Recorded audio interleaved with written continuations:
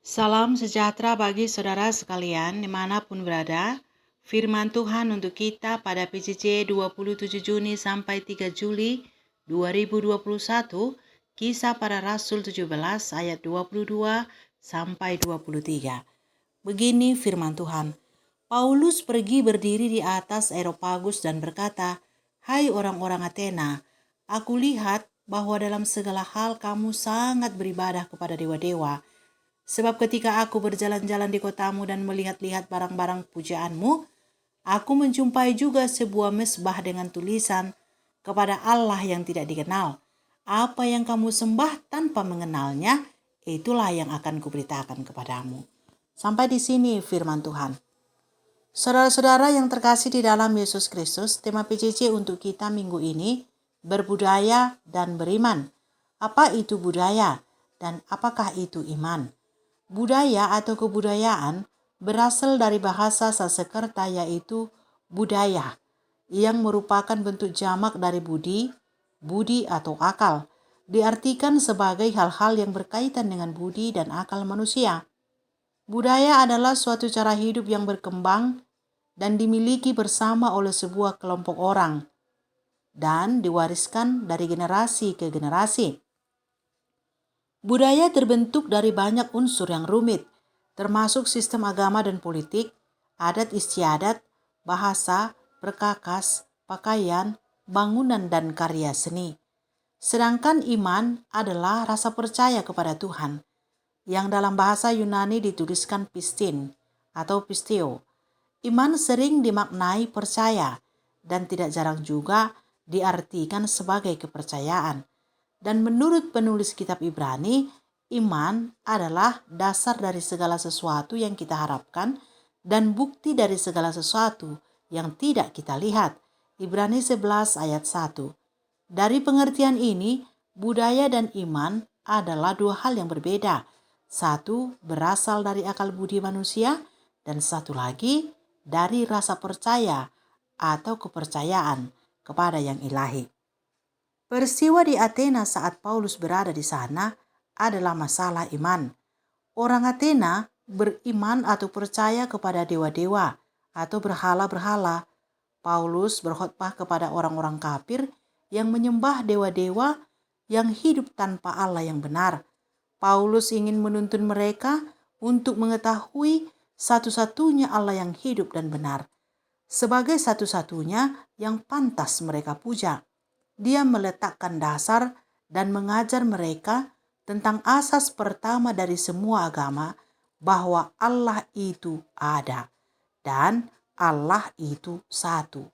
Ketika berkhotbah melawan dewa-dewa yang mereka sembah, ia tidak bermaksud membuat mereka percaya bahwa Tuhan itu tidak ada, melainkan supaya mereka menyembah Allah yang benar dan hidup.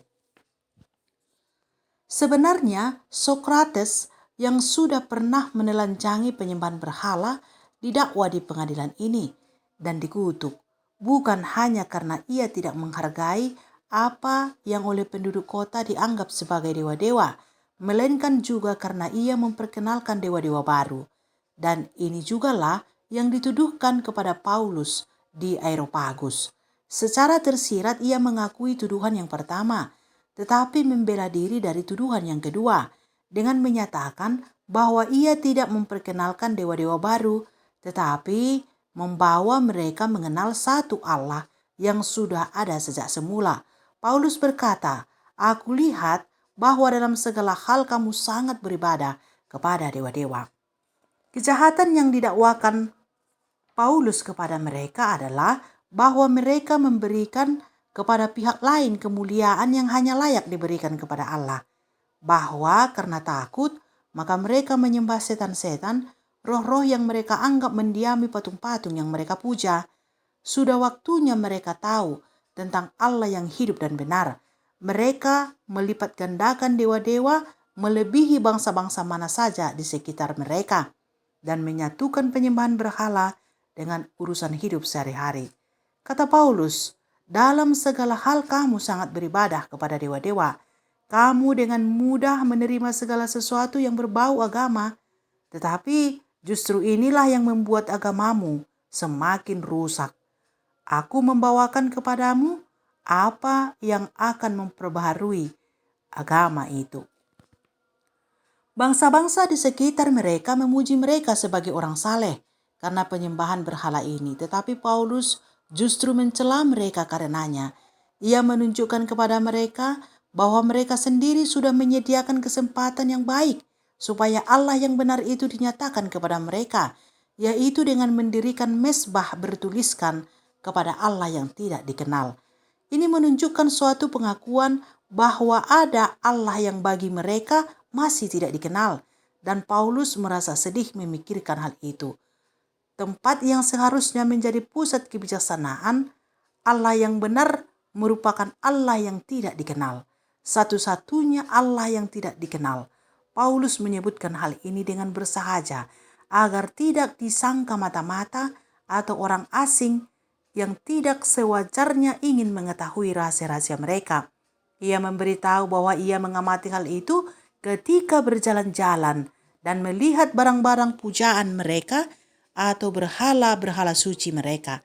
Berhala-berhala itu ada di tempat umum dan ia tidak tahan melihatnya. Maka pantas saja kalau ia mengatakan sesuatu tentang agama di tempat itu. Dan amatilah betapa dengan bijaksana dan cerdik ia memanfaatkan kesempatan ini untuk memulai percakapannya tentang Allah yang benar. Paulus memberitahu mereka bahwa Allah yang diberitakannya kepada mereka adalah Allah yang sudah mereka sembah. Dan karena itu, ia sama sekali tidak menyodorkan dewa-dewa baru atau asing. Dia adalah Allah yang mereka sembah tanpa mereka ketahui, yang merupakan celah bagi mereka. Karena di seluruh dunia, mereka terkenal dengan pengetahuan mereka. Sekarang, Paulus datang untuk menghapuskan celah itu, supaya mereka bisa menyembah secara sadar Dia yang sudah mereka sembah tanpa mereka sadari. Bangsa-bangsa bukan Yahudi pada umumnya dan orang-orang Athena pada khususnya dalam ibadah-ibadah mereka tidak mengikuti ajaran para filsuf mereka, yang banyak diantaranya berbicara secara jelas dan sangat baik tentang satu numen, roh atau kuasa yang ilahi yang berkuasa, tentang kesempurnaan-kesempurnaannya yang tak terbatas dan kuasa serta pemerintahannya di mana-mana. Sebaliknya, mereka mengikuti para pujangga mereka dan cerita-cerita mereka yang kosong. Karya-karya Homer menjadi semacam kitab suci bagi ilmu ketuhanan orang kafir, atau lebih tepatnya ilmu mengenai setan-setan, bukan karya-karya Plato. Dan para filsuf menerimanya begitu saja tanpa perlawanan. Mereka menduga-duga tentang Tuhan, memperdebatkannya di antara mereka sendiri, dan mengajarkannya kepada murid-murid mereka, tetapi tidak pernah memanfaatkannya untuk menentang penyembahan berhala, seperti yang sudah seharusnya mereka lakukan.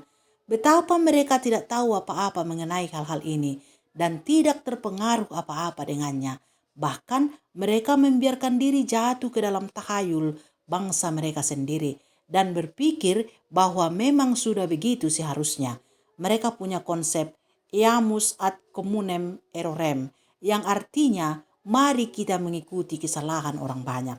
Nah, Paulus di sini bertekad pertama-tama untuk memperbaharui filsafat orang-orang Athena.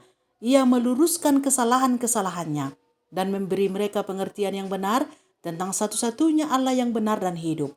Paulus menyimpulkan betapa ganjil penyembahan berhala mereka. Menurutnya, Allah tidak dapat digambarkan dengan patung. Jika kita berasal dari keturunan Allah, karena kita roh di dalam daging, maka tentunya Dia yang adalah Bapa dari roh, kita adalah roh sendiri. Sebab roh adalah bagian utama dari diri kita dan merupakan bagian dari diri kita yang dengannya kita disebut sebagai keturunan Allah.